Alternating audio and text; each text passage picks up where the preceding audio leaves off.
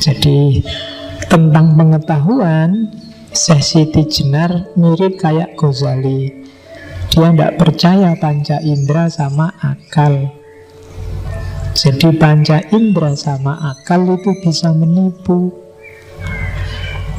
Apalagi panca indera, yang kelihatan bagus bisa jelek, yang kelihatan jelek bisa bagus. Oke, panca indera itu misalnya minum.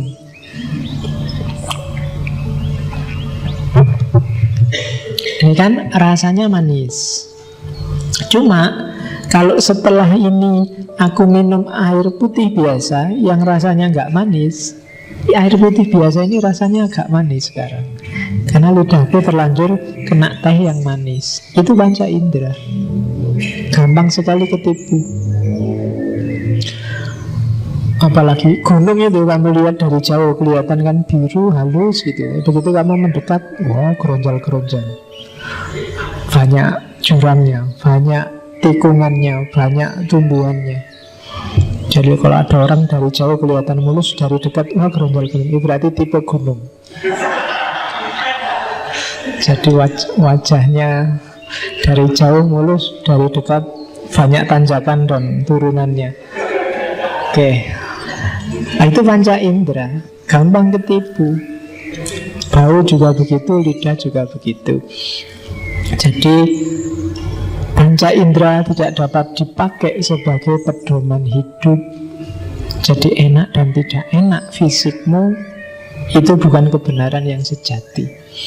Akal juga begitu. Pikiran, angan-angan, dan kesadaran yang berasal jadi panca indera juga begitu. Akal itu bisa gila, bisa sedih, bisa bingung, bisa lupa, bisa tidur, bisa tidak jujur. Jangan dikira akal itu kan, kamu selalu bilang yang belajar filsafat rasional, Pak, rasional. Iyalah, rasional itu proses kerjanya. Tapi misi yang kamu tempelkan di rasionalitas itu bisa tidak jujur, bisa untuk kepentingan tertentu, bisa manipulatif. Alasan rasional kan bisa aja dibikin. Misalnya kamu sama pacarmu berdua nginep di hotel semalam aja, nggak lama-lama. Nah, terus ada orang kritik, terus kamu jawabnya rasional. Loh, kenapa sampean kok usil? Ini kan pacar-pacarku. Tak masuk ke hotel berdua, suka sama suka, enak sama enak. Sampean kok cerewet? Tidak ada hubungannya sama hidup sampean toh.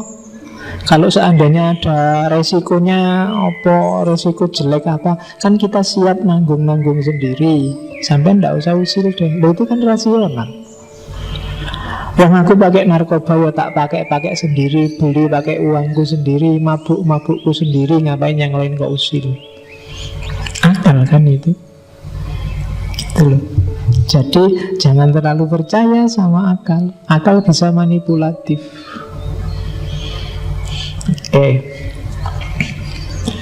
Termasuk nas yang dimanipulasi. Karena nas itu kan gak bunyi. Yang membunyikan nas itu kan akal. Makanya nas itu kan selalu ketika berhadapan dengan manusia bentuknya berubah jadi tafsir. Sehingga lahir banyak sekali tafsir, banyak sekali kitab-kitab tafsir, banyak sekali tokoh-tokoh mufassir sesuai versi kapasitas akalnya masing-masing. Maka jangan percaya sama akal, jangan terlalu percaya sama panca indera. Yang disarankan oleh Siti Jenar adalah intuisi, pengalaman langsung, laku. Jalani, rasakan sendiri. Kalau bahasanya Nabi Muhammad, ya tanyakan hatimu deh, benar dan salah. Kalau ditanyakan akal, ya yang sesuai kecenderunganmu pasti kamu anggap benar. Tapi coba deh, hatimu ditanyain, pengalaman nyatamu, faktualmu ditanyakan, intuisimu disuruh tajam.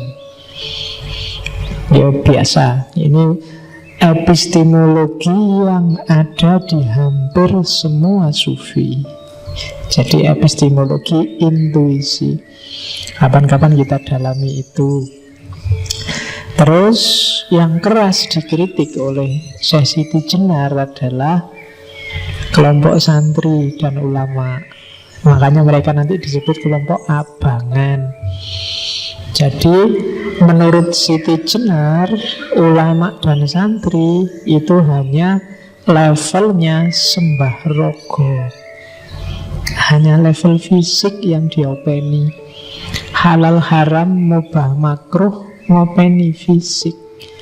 Padahal tugas manusia yang lebih utama itu adalah kemuliaannya. Padahal Nabi diutus liutamima makarimal akhlak, moralitasnya, batinnya. Sementara para ulama, para santri, katanya Siti Jenar, sibuk dengan dogma, sibuk dengan rayuan surga dan ancaman neraka. Padahal surga dan neraka itu kan hidup kita sehari-hari. Itu yang bikin umat jadi terkungkung dan tergantung pada ulamanya. Karena yang paling ngerti tentang syariat ya ulamanya. Jadi jebakannya di situ. Akhirnya apa? Santrinya tidak bisa menomorsatukan Allah. Yang jadi nomor satu ulamanya, kiainya. Yang diminta fatwa halal haram ulamanya, kiainya. Bahkan kamu tanya ke kiaimu, Pak Yai, saya kira-kira masuk surga apa enggak? Ya kiai ini yang ditakoni. Dan kamu izinkan mereka untuk memvonismu masih muslim, apa sudah murtad, apa sudah kafir, besok kamu masuk neraka apa enggak. Dan ini yang jadi sumber kritiknya Siti Jenar.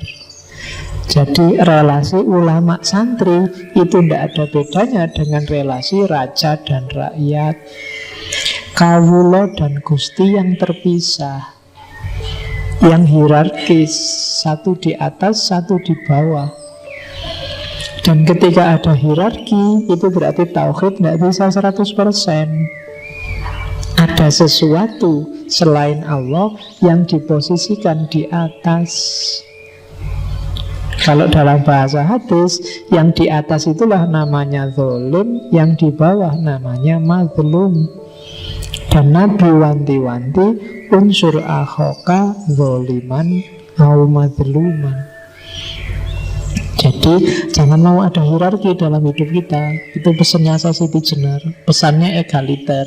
Apakah itu ulama sama santri, pemerintah sama rakyat, termasuk dosen sama mahasiswa, termasuk dosen sama rektor, termasuk rektor sama menteri, termasuk menteri sama presiden.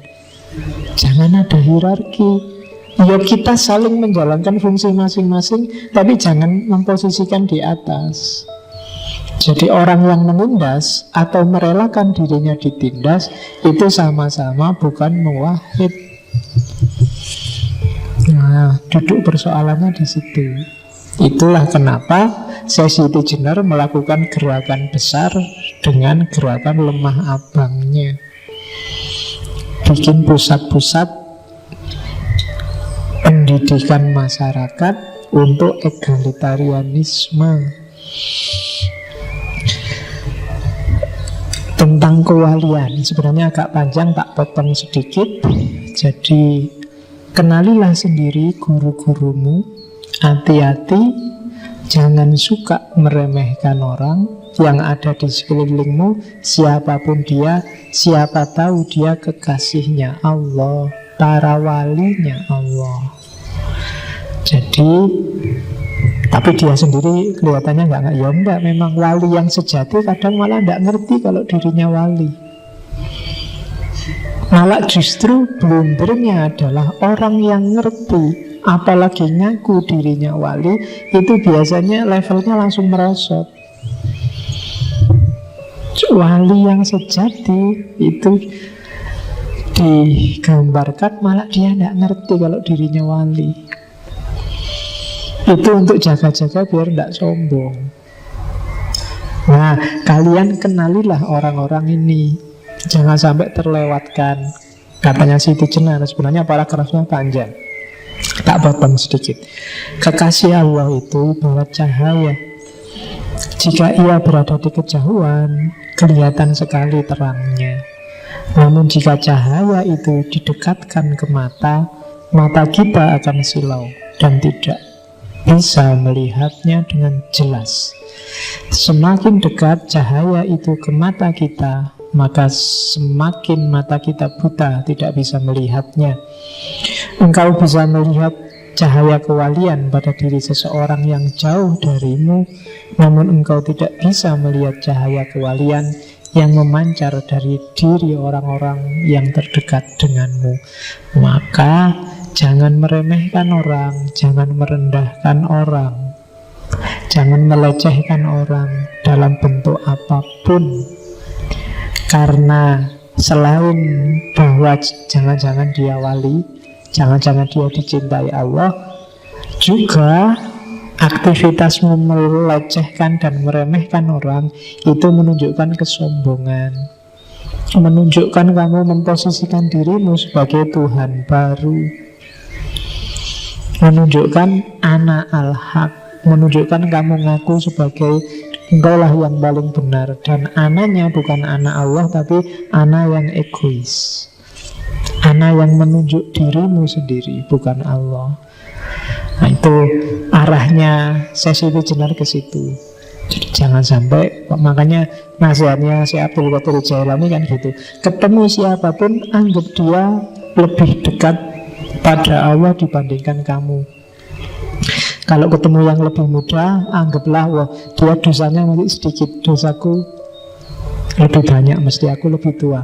Kalau ketemu yang lebih tua, anggaplah wah orang tua ini mesti ibadahnya lebih banyak dibandingkan aku yang masih muda. Ketemu orang bodoh, sementara kamu merasa pintar, anggaplah yang bodoh itu kalau dia berdosa karena dia nggak tahu, wong dia bodoh. Jadi dimaafkan, orang nggak tahu kan dimaafkan. Tapi sementara kamu yang pintar, kamu melakukan dosa padahal kamu tahu. Jadi dia levelnya lebih tinggi darimu, yang bodoh itu. Kalau kamu ketemu orang pintar, ya lebih gampang. Yang pintar itu pasti ilmunya lebih banyak, amalnya lebih banyak. Sementara kamu yang bodoh, ilmumu sedikit, amalmu lebih sedikit.